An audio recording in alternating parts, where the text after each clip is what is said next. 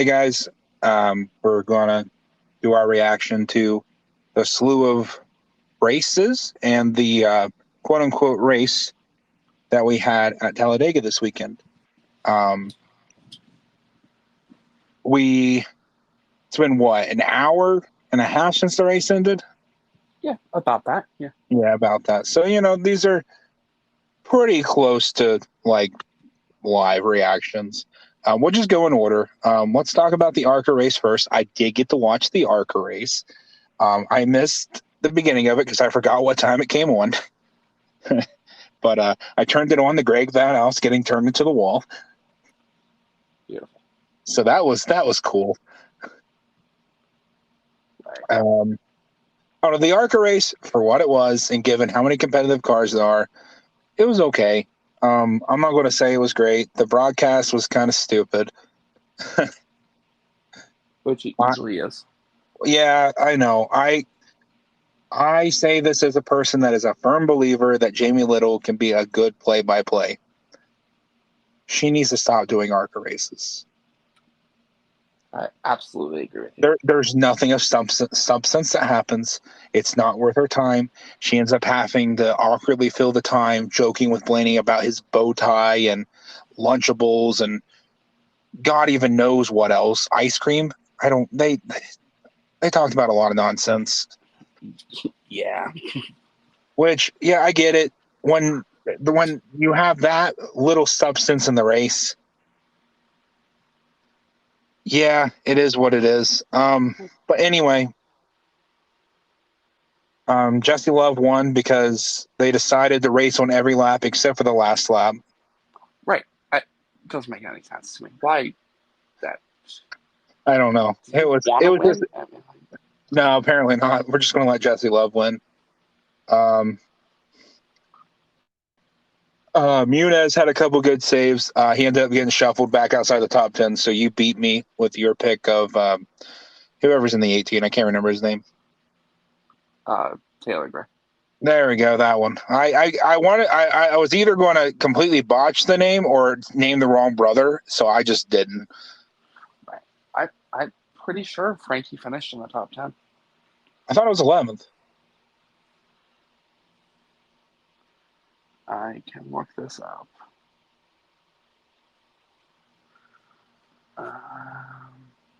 Okay.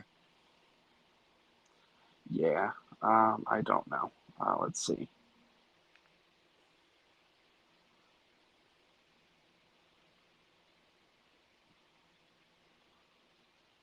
Yeah, he finished 9th. Oh, shit. Well, cool. Good job on the top 10, Frankie. You are the ARCA points leader, whatever that's worth. Yeah. Yeah. Yeah, it doesn't really mean much. I mean, I guess it does mean something, but it is still a touring series. It is still impressive that a guy that is not a lifelong racer is doing so well in equipment that isn't Venturi equipment, because that isn't the top shelf equipment. I'm sure he's getting good stuff. I'm sure he's got good sponsorship and all that, but it's not the class of the field, and that's clear. He's running, 5th to 10th. And given that he has such limited experience, I think it's fine. I think he's doing fine. He seems to respect the sport. They might be pushing him a little too much, but like, who can blame him? Yeah.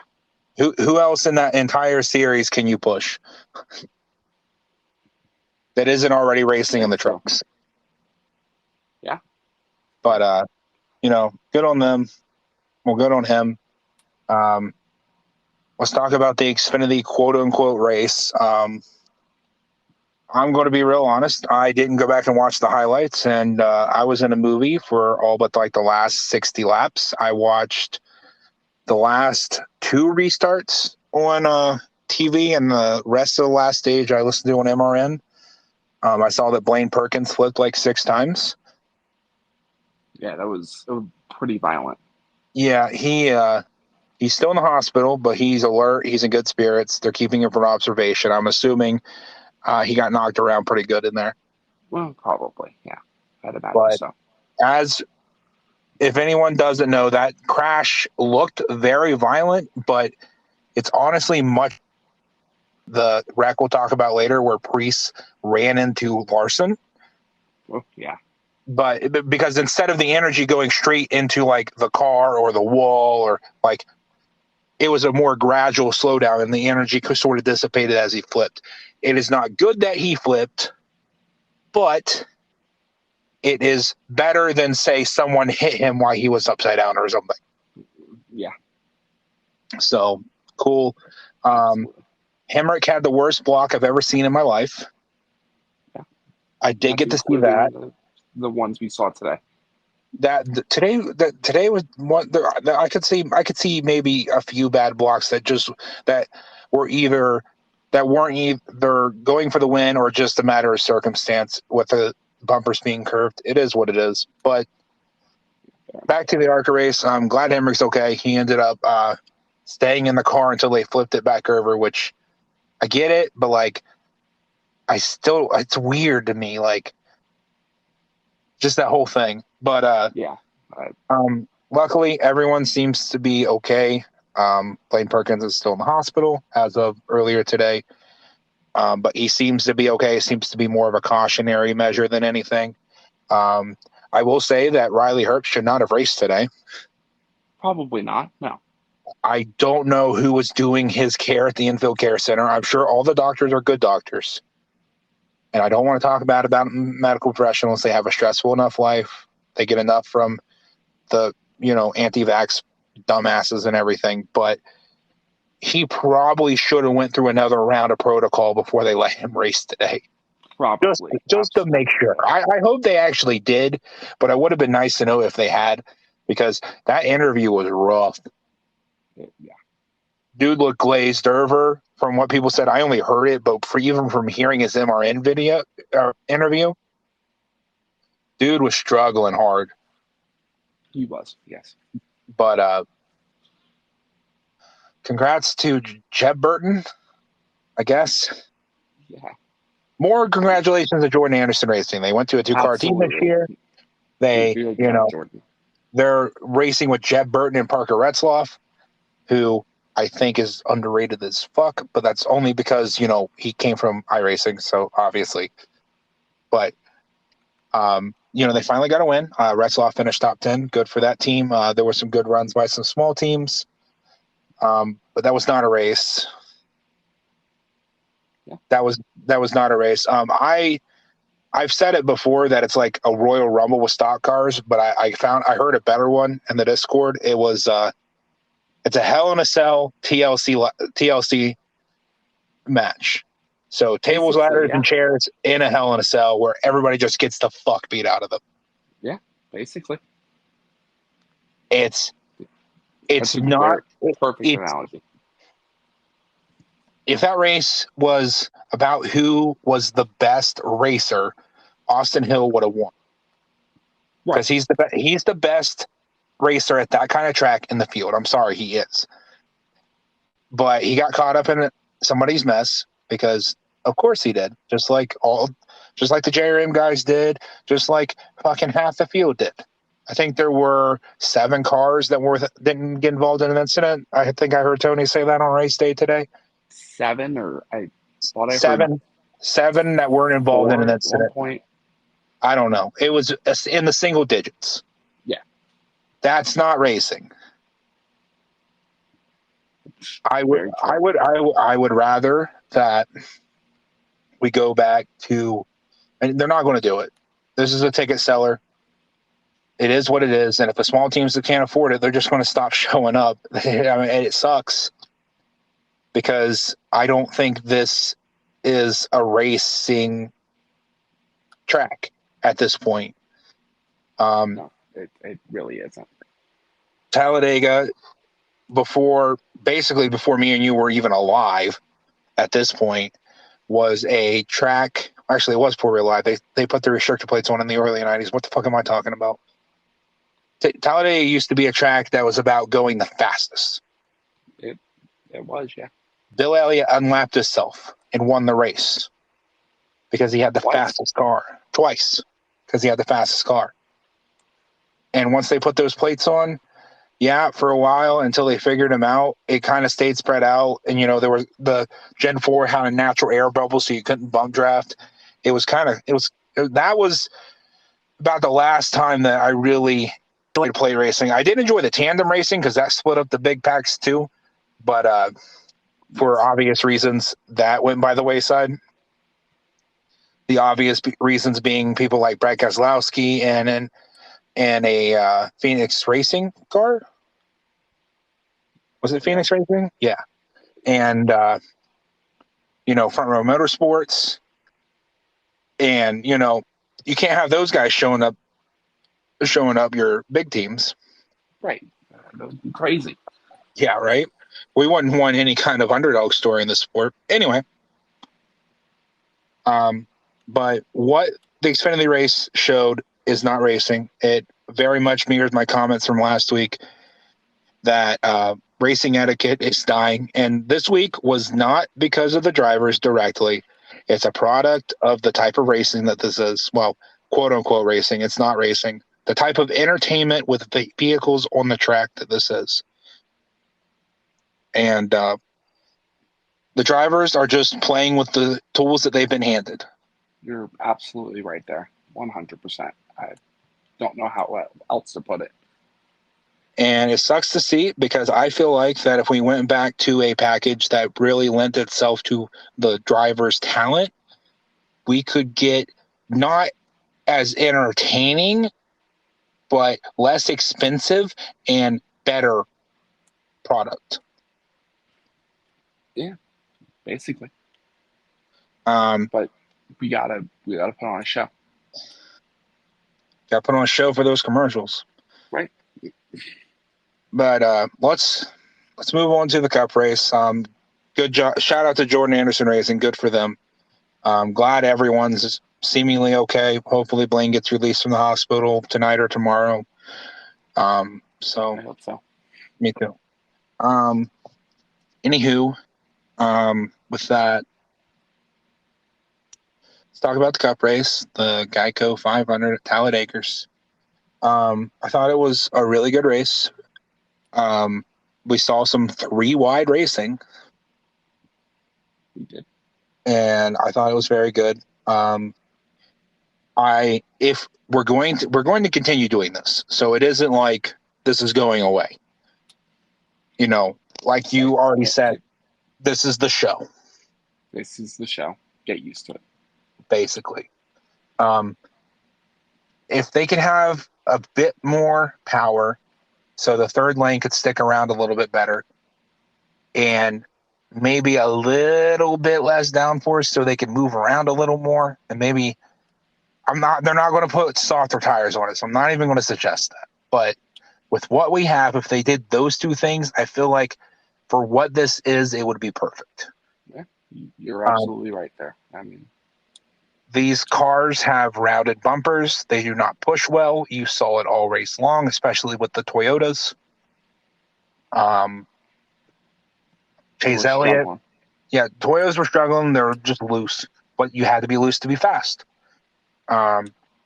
Chase Elliott won a stage. Almirola punked him for stage 2. That was kind of cool. It was pretty cool. Yeah. They actually decided to race for more than 100 yards at the end of the last lap of the stage that time.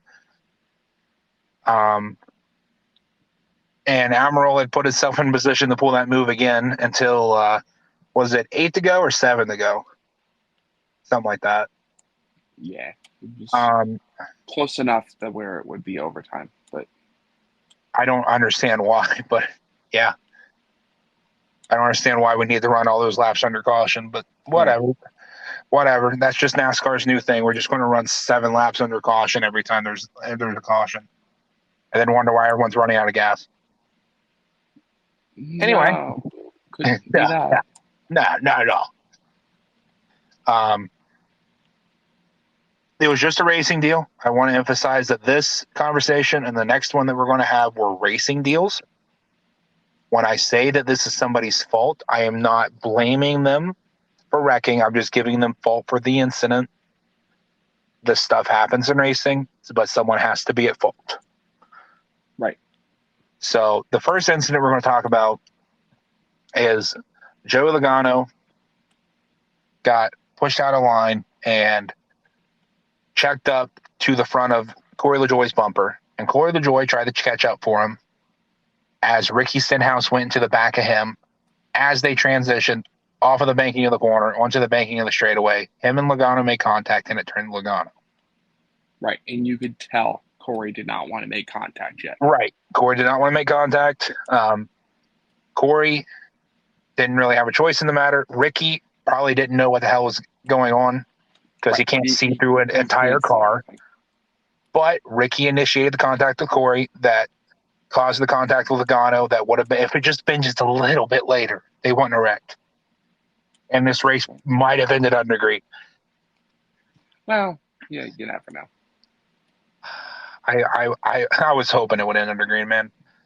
Because I would too, yeah. Yeah. It's just so. Of course, after that, we had a few people that had to pit because this was like right at the fuel window. What happened? That there was a caution with like exactly like 40 something ago. Which caution was that?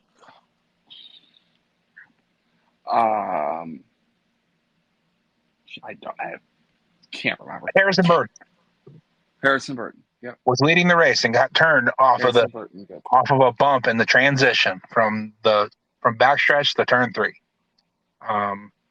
The exact opposite of how it went on the Talladega. Whatever I need to go. After that, we re-rack, and the front row is Ryan Blaney and Noah Gragson.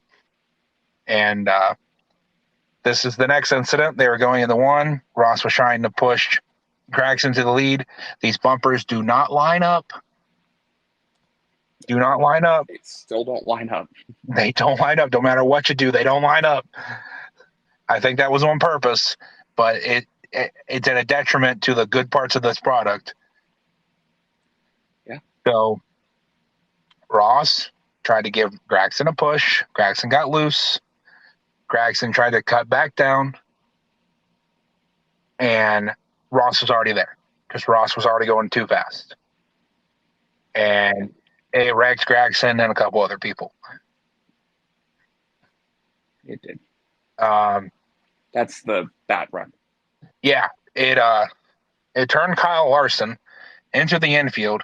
He came back up across the track and got broadsided in the passenger side at least 150, if not more, miles per hour by Ryan Preece.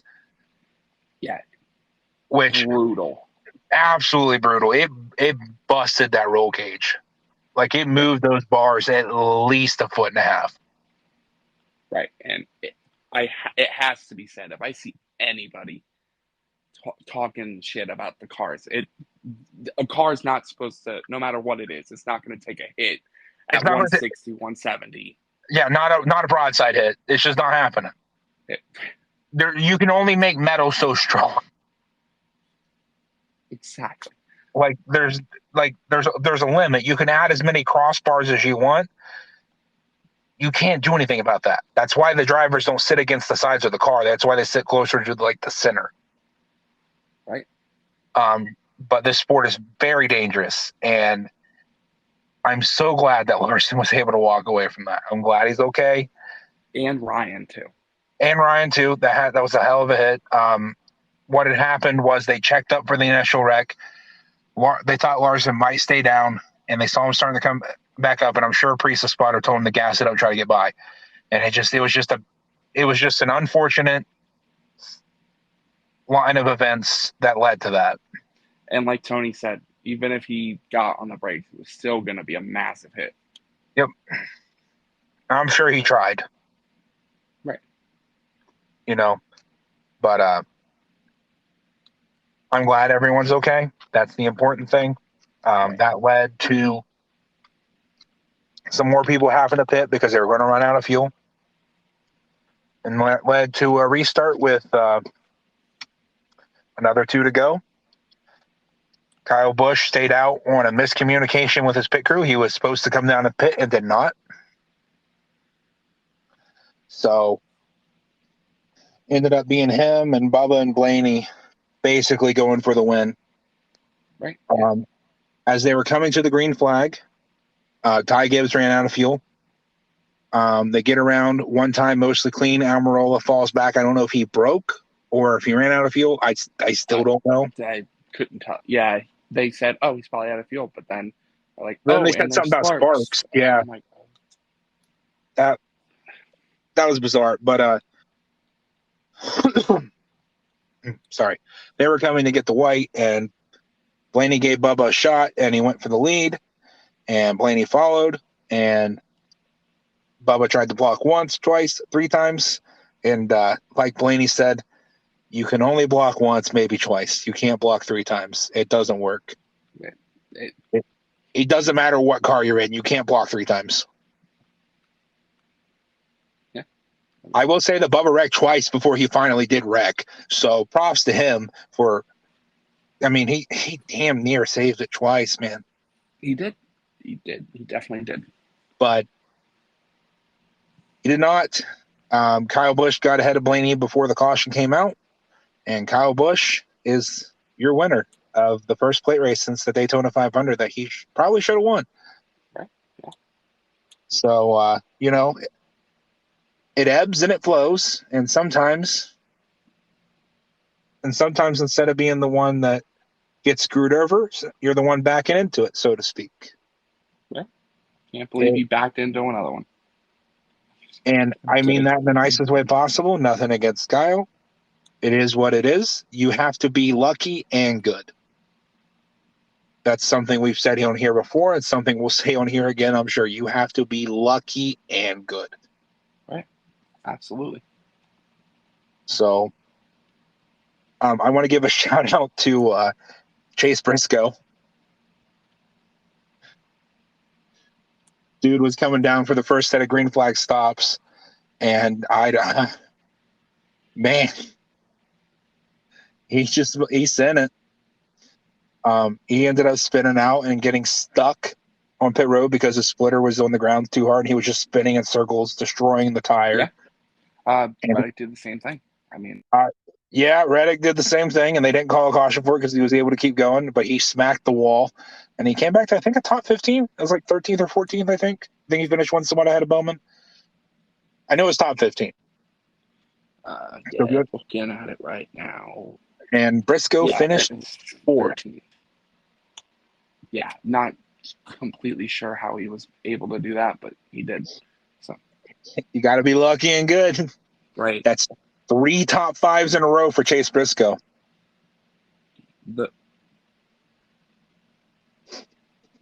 Another good finish or JJ Yeley finished 11th. Yeah, JJ Yeley finished 11th. It's great finish for that team. I'm sure they need a great finish right now. Oh, absolutely. Yeah. Todd Gilliland finished in the top 10. Yeah, finished 10th. He was never in contention, but he was the only one of his teammates even close to contention. So, right. McDowell. Yeah, McDowell, what, 2? Lap 2, lap 3. Yeah, he had a tire go flat. He must have hit a piece of an Xfinity car that was left over from yesterday or something. But Zane Smith got caught up in a wreck. I think it was the Harrison Burton one. Yeah, it was Harrison Burton. And then Austin Dillon decided, I don't know what happened there. I still never saw a replay. But Austin Dillon wrecked. Austin Hill. See a replay because they didn't have a camera on that. Yeah, it's true. Austin Hill wrecked. Zane Smith got totaled. Austin Hill managed to finish 23rd after all that. So good on him, I guess. Getting Beard a decent finish. Yeah. Couldn't see the car, but good on him. Unbelievable. Sorry, I got it. But yeah, Todd Gilliland finished the best out of all the FRM cars, and if he just hadn't lost that cylinder last week, he'd be on a 4 or 5 race top 15 streak. Absolutely would be. Yeah, that's insane. Dude is showing up in that car, and I still wish he would have won today because that would have been funny. That would have been just so fucking funny. It would have been poetic justice. Yeah, but I'm not going to go on a big tirade about it. I already. Yeah, I already did it. Yeah, I already said my piece too, but I will touch on it just for a second. I'm just going to say it. If anybody wants to know what I think about it, you can go look at my Twitter. I already put the video there too. But Fox really needs to stop fueling fires when it comes to their drivers getting emotional and cutting away from a driver celebration to show Bubba Wallace during his Hans device and frustration is pathetic. Yes, but we need to realize that people are allowed to have emotions, people. That too, but but even if you want to show that, I don't care if you show it. I want to be very clear in how I'm saying this. I'm not calling anyone racist. I'm not saying that they got clam robes in their camera bags. Okay?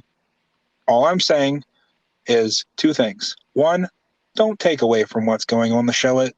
If someone's celebrating their victory, just show that. After you interview them, you can cut to that. You can say, hey, here's Bubba upset, obviously, that he didn't win the race. What a shame. Like they did when Brad Keselowski lost in his last chance to what ended up being his last chance to win with Penske. They didn't interrupt McDowell's celebration to show that. It's the same team.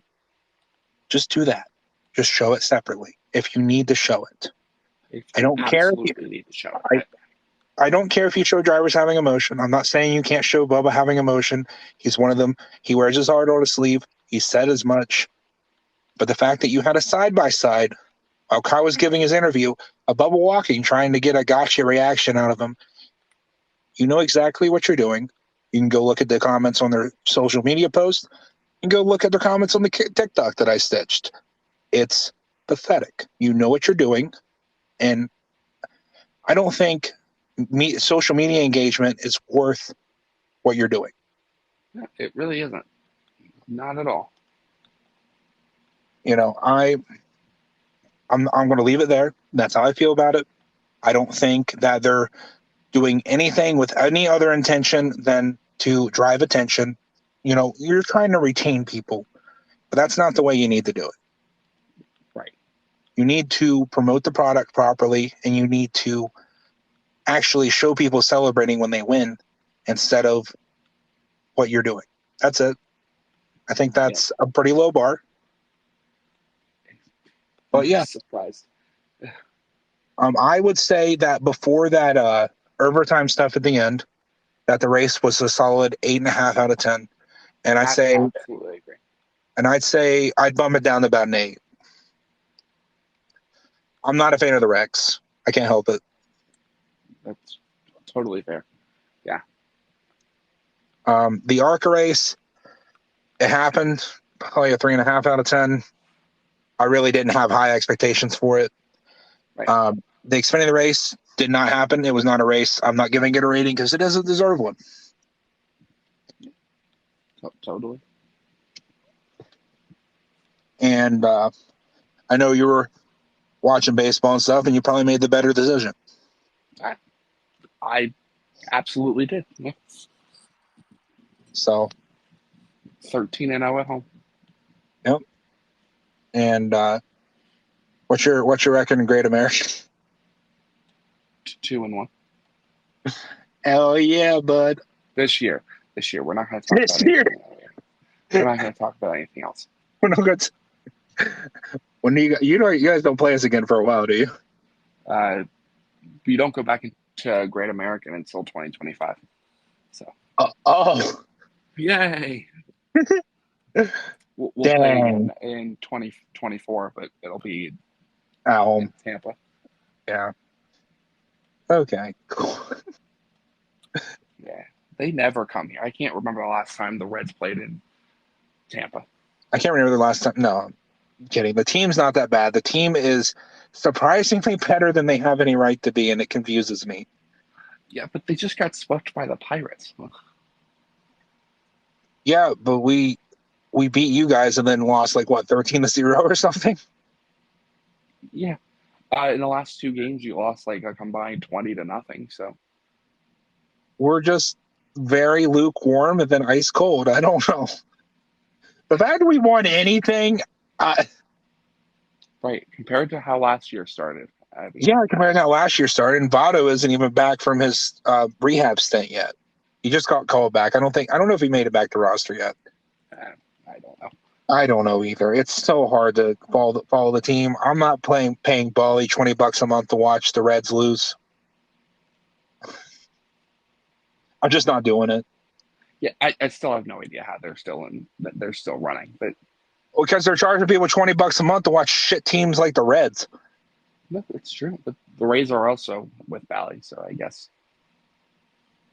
But you get it for free at least. So, that's very true. but anywho, next week we go to Dover. Chase Elliott's back. In case you didn't know. Yeah, apparently Chase Elliott's back. Why did nobody tell me?